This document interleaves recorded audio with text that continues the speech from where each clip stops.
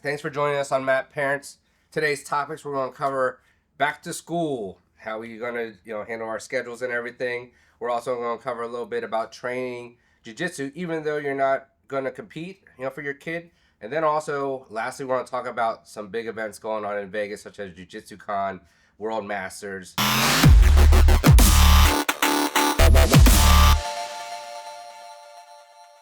All right, guys. So let's get started with the benefits of having your kid train jiu-jitsu, even if you're not thinking about having them compete, or if you're just getting started and you have that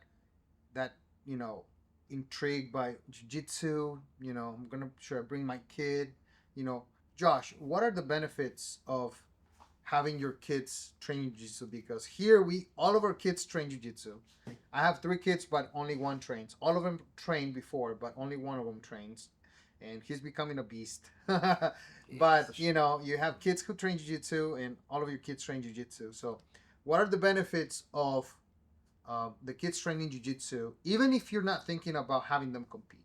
Yeah, I mean, jiu-jitsu overall, especially for kids, I think a lot of parents too, when they think about the benefits of jiu-jitsu, obviously self-defense is an important factor. Them being able to protect themselves, especially when they're back to school, or whatever, or even on the playground, whatever it may be. I think one of the biggest benefits is self-defense.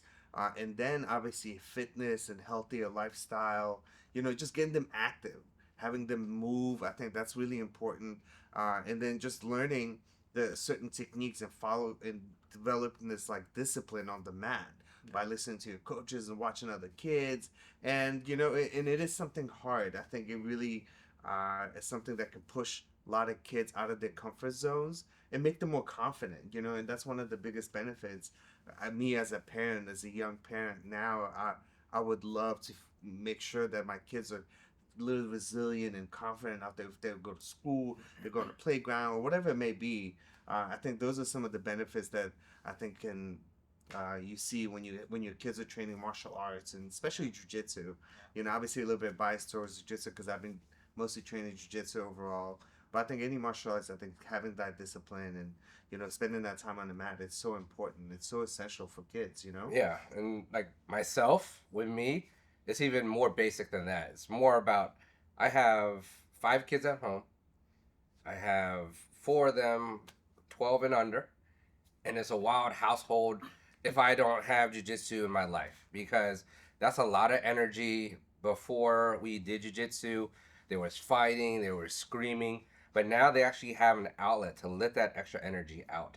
And it's focused energy, so they can actually learn a skill, like Josh said, self-defense, but more. Kids do need that outlet, or else, it's kind of like having a dog, right? And you have a pit bull in your house, and you don't take that dog for a walk. Mm-hmm. What's going to happen? Yeah, he'll start biting stuff. Yeah, tearing up your house, doing everything. Yeah. So, you have to take that dog out for a walk. You got to go for a run. Not saying our kids are dogs, but we do have to keep them busy, right? We got to burn that energy, because if we don't, they're going to also find other things to get into. Right, that we don't have control over. Right. So, jiu-jitsu has been important to my family in the aspect that it's been the ability to release that extra energy, to focus, to learn a martial art that they can learn self-defense.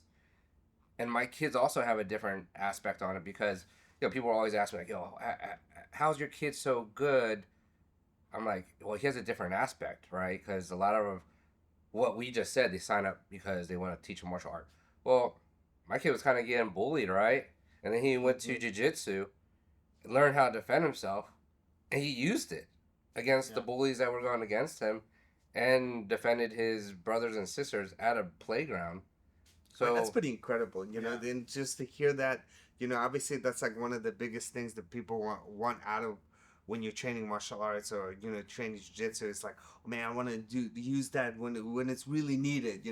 Sometimes you probably don't even use it anytime, but to hear something where a child is able to protect somebody they love and stand up for themselves against the bully, I mean, it's pretty incredible. Yeah, no, it's incredible. Like my son even says, he's like, jiu-jitsu saved my life, Dad. Yeah. And he really means it. So like, there's other people that have motivations to, do jiu-jitsu for certain reasons. Like my son's main goal was to learn to defend himself, defend his siblings, and he did it. So his entire motivation of learning jiu-jitsu is a lot different than, my dad's making me do it. I Right. just signed up my kid.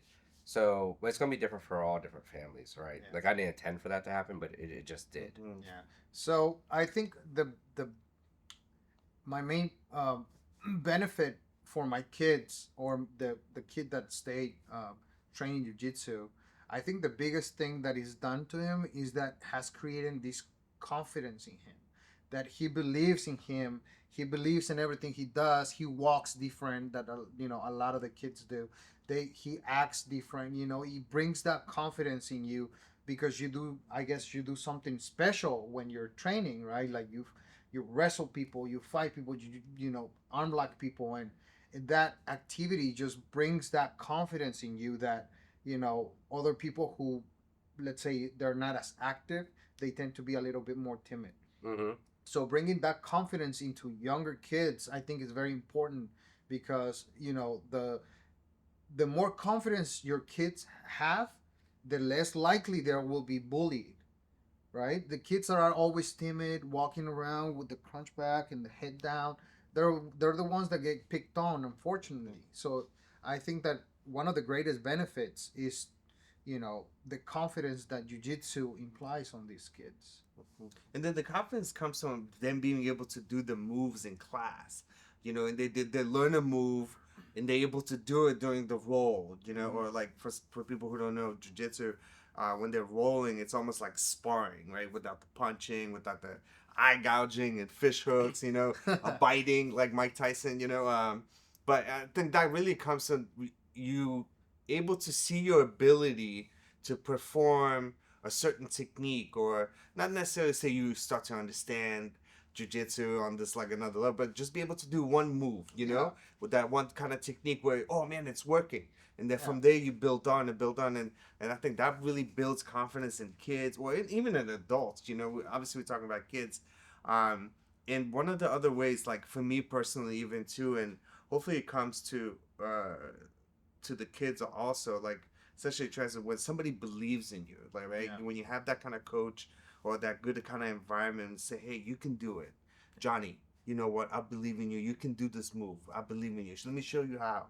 And they start to believe in themselves. Yeah. And that's part of the confidence. You were just talking about, and I used to see that. Well, I still see that a lot, but especially when I was like coaching kids classes, and as a younger like colored belt, and I'll see that, and I think that motivated me even more to work harder to inspire them, or even aspire them to become better and believe in themselves and become more confident, Yeah. And that's just essential benefits, I think, in life for those kids, in Definitely. the future. Definitely. So going back to that point where you get that confidence from doing a move that you've been working on and it finally clicks and you get it, like the kids would get so happy that on the ride back home they will tell you, today I got an armbar. The armbar went, and I had that particular moment happen to me today. Training Braden, my son, who's 18 years old. He's not a kid anymore, but he's still my kid. He's about to compete in 10 days or so, and he's been training hard at the gym, because he's 18. He's about to face grown adults, 20, 30, who knows, in between 20 and 30. And you have to do extra stuff if you're planning to compete. You cannot just go to class twice a week and expect to get good, results at the competition. You have to do, you have to run, you have to do little circuits, you have to do other things.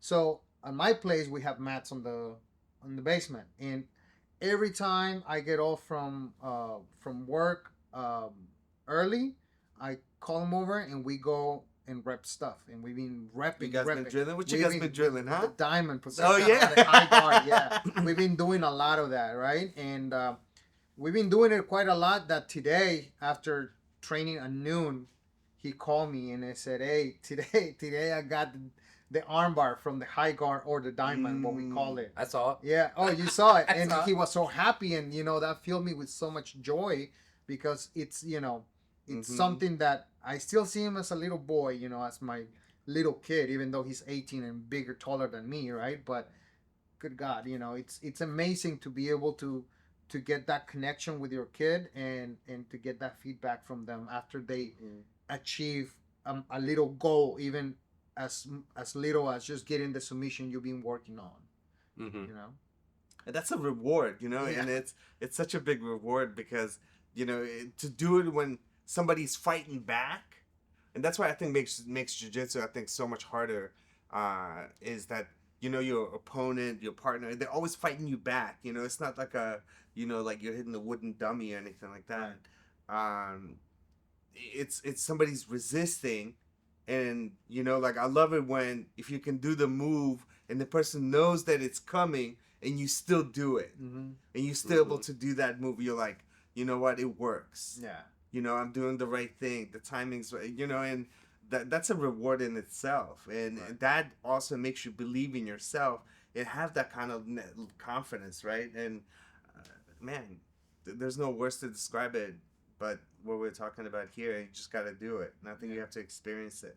Yeah, and exactly what you were saying. You know, the biggest thing is if you're actually a mat parent training on the mat with your kid, that bond that you actually make with your kid is Priceless. It's priceless. There's nothing like know? it.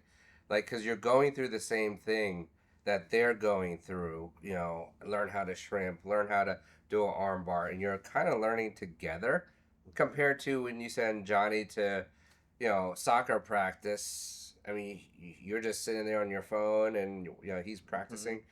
You know, when you actually are training, it's really rewarding, you know, when you have your kids on the mat with you and you can see them in situations and then you can guide them through it. Mm-hmm. It's awesome. Yeah. And it's definitely helped my family build bonds Yeah. and get a lot stronger together. Okay. But what I do want to know is that, especially with 4 kids, right, and all the kids doing some different activities and this and that, how do you manage all that time, man? Like, do you have like a AI assistant to tell you that you need to jump off the I got the wife to lay the smack down. You gotta do this, you gotta do that. Yeah, you gotta, Saturday. Yeah, what I does mean, the calendar look like? What is really, the right? schedule? This falls right in line with our topic about, you know, back to school, right? So summertime, we could do kind of whatever we want. We don't have school. We don't have to wake up early. Just train. Yeah, just train, and it was easy. But now, you know, with school starting, we gotta go back to the schedule. You know, have that bedtime, and then we have like a calendar at home that we, you know, write, you know, at least 2 weeks out what we're doing, so we know where we have to be. Because my kids are doing like jujitsu, you got soccer, you got flag football, you got maybe some drop in wrestling, and with 4 little kids running around is it could be a logistical nightmare. Yeah. I mean, So you have to organize yourself. Yeah. You have to, you know, if you're fortunate to have that partner to help you, you know, put together, here you're gonna take this person here, and this is how we're gonna do it. But it takes a lot of work, and for those mat parents that are like doing hardcore competitions, I mean, I give you guys credit. Yeah. I mean, you're booking flights, you're booking hotels, so It's not easy. It really is not easy to be so committed, you know, because obviously, if the parents are not there, the kids are not going to be at that competition, or kids not going to be going to training, kids not going to be going to, you know, games and anything like that. So, you know, we want to give shout out to all the parents out there who have taking your kids and you're staying committed, and we're inspired by you, and that's why we're here, because we're talking about it and we try to figure out, you know, it's not the best way, it's not the right way, but, you know, we just share our experiences, and hopefully, I mean, I'm personally learning a lot, you know, what it's like to be a parent on a, you know, teaching the kids and how it can inspire them, how we can get it going, you know, how we can do the schedule, you know, and like knowing where to be, when to be, because you also have a life of your own. You have to remember, you have to work, you gotta make those appointments, you know, you got some boss drilling on you, you got some clients drilling on you, you know, you got the social media dragging on you, whatever it may be, you know, so give a shout out to pat yourself on the back if you haven't already. You're awesome. Yes, that's Yes, right. you That's are. right. That's right. So, what are some of the cool events that are going on in this kind of season or this weekend? So there is World Masters, which is all the competitors above 30. So 30 plus. Masters 1, I think it's 30 to 35. Masters 2 is 35 to 40. Perfect for And Matt parents, huh? that's right. Yeah. Yeah. Yeah. Oh man, you won't believe the amount of good competitors there they go there. Everybody, I think when I went, I think 2018, and people were saying, if you think you're coming here to beat all people, good luck, because my God, the guys that go there are the same killers that they go to the worlds. You know, those guys are top notch jiu-jitsu. There's some amazing matches going on over there, but also here is where you see how much jiu-jitsu has grown as a sport, that there are several tournaments going on at the same time in the same city right next to each other. I think when I went, I don't remember. I'm not 100% sure if it was 2018, 2019, somewhere around those years. And I went to Masters, and there was Jiu Jitsu Con going right next to each other. And I couldn't believe that, there were two tournaments, big tournaments going on at the same time. And if I'm not mistaken, there's one competitor from Atos. I think his name is Josh Hinger. Forgive me if I'm mispronouncing his last name. But I think he went and competed at Jiu Jitsu Con. He won, and then he went to Masters, and he won too. So he won two big competitions in the same weekend, and in the same resort or the same hotel. I was like, Same wow. convention center, right? Yeah, same convention center. Yeah, it was. I mean, that's amazing. pretty cool. Like to see. Like I remember watching some like old videos of like the world championships, and you can see the mats, like the ones that are happening in Brazil and stuff. The puzzle like ones. the puzzle mats, like, and see those guys, and to see what the sport has grown into. For me, that's pretty fascinating. Like obviously, it would have been cool to see that.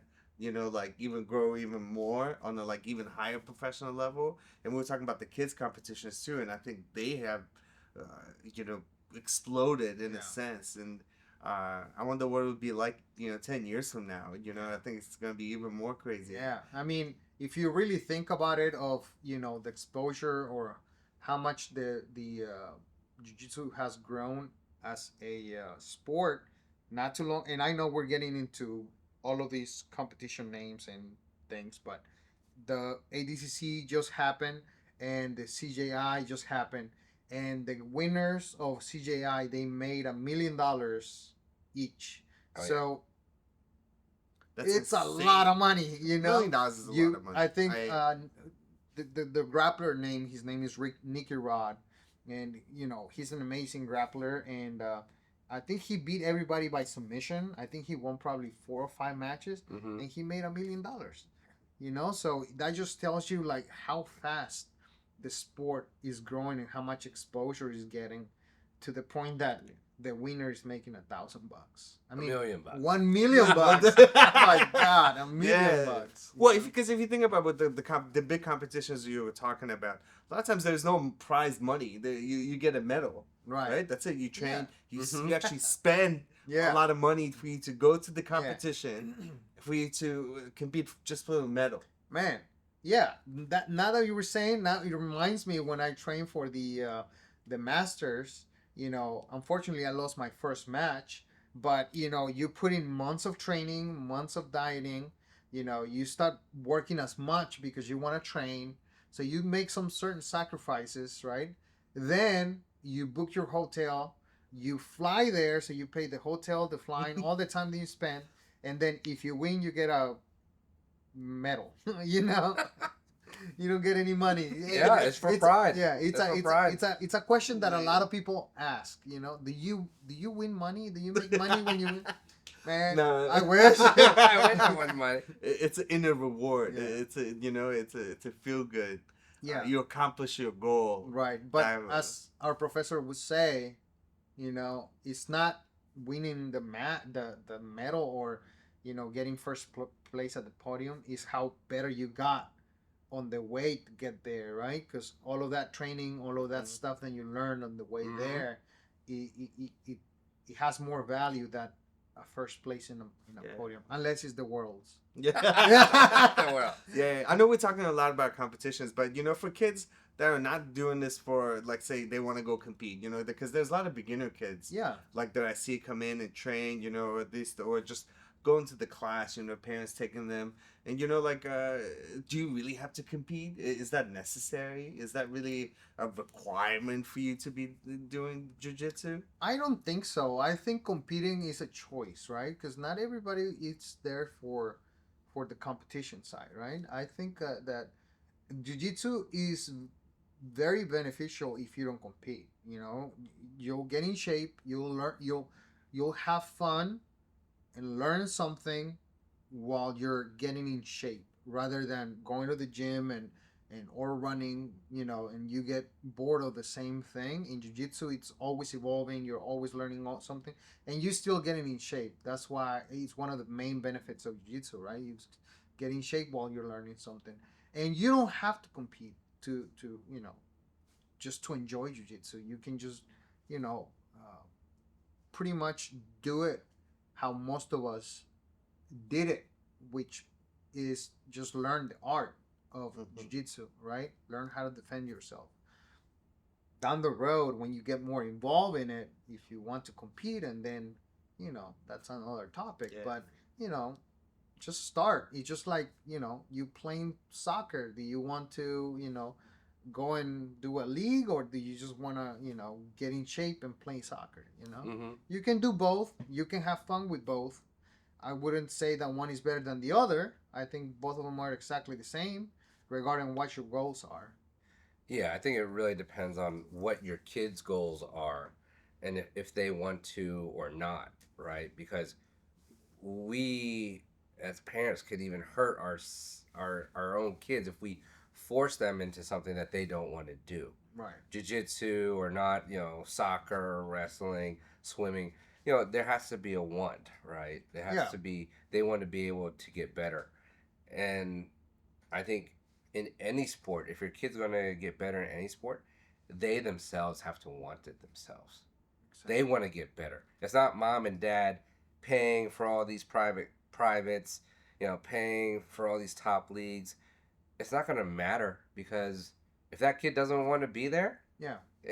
that's you just wasted all your money. Exactly. Right? So my son, perfect example for this again.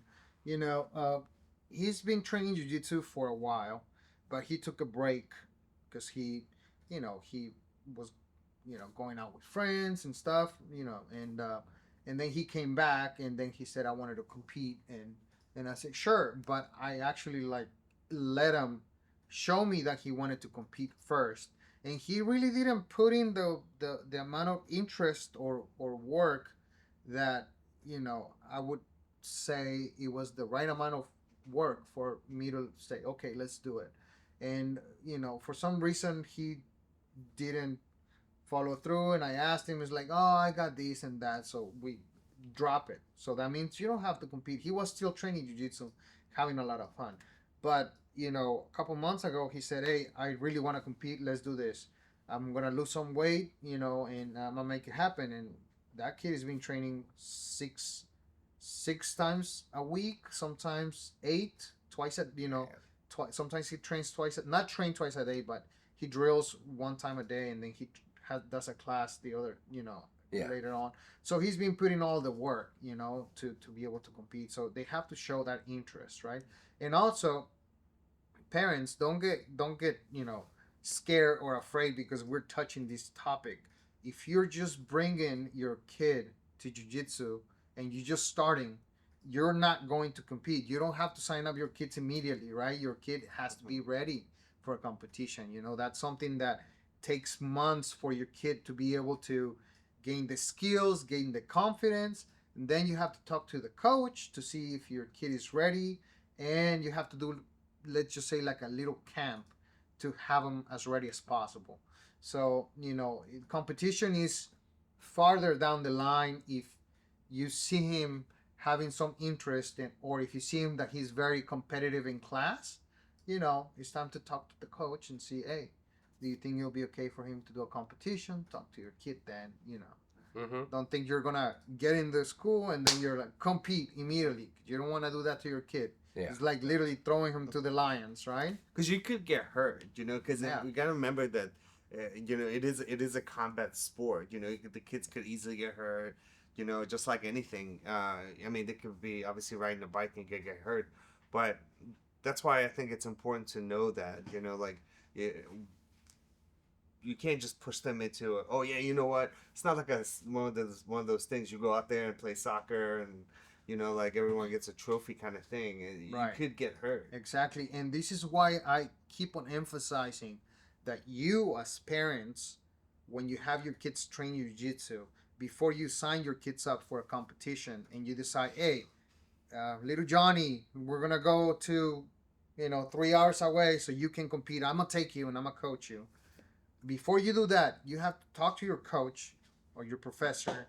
Talk to him about how, what he thinks about your kid, if he's ready for competition. Because if you put your own kid in a competition and he gets hurt because the kid wasn't ready, it's your fault, right? Because you literally threw your kid into the lions. That's why I keep on emphasizing that you have to create a relationship with the professor. You have to create a relationship with the coach of the school or the academy to make sure that your kid can practice and compete as safe as possible. Him being ready for the competition is most likely the safest way for him to compete. You know what I mean? Yeah, no, without a doubt. The whole thing of, getting into jiu-jitsu, isn't even the competitive aspect. Right. That's the whole thing. And you can join a jiu-jitsu school, never compete the entire time, even up to black belt. If you enjoy it, you build relationships, then it's 100% worth it. Even if you don't compete a day, it doesn't matter. But as long as you're enjoying the sport, learning, building relationships from it, then it doesn't matter if you compete or not. Right.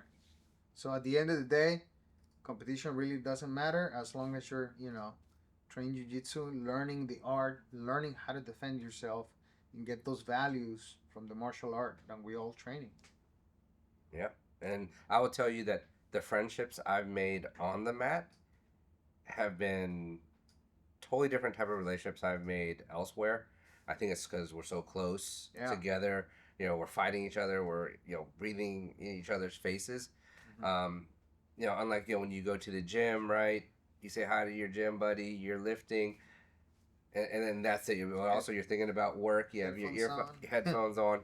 But I think in jiu-jitsu, it's really a time for your kids and even yourself, if you train, to really get to know people on a different level, because jiu-jitsu gets rid of all those titles like CEO, VP, president, whatever. We're all the same when we go on the mat. Right. And that's the best part.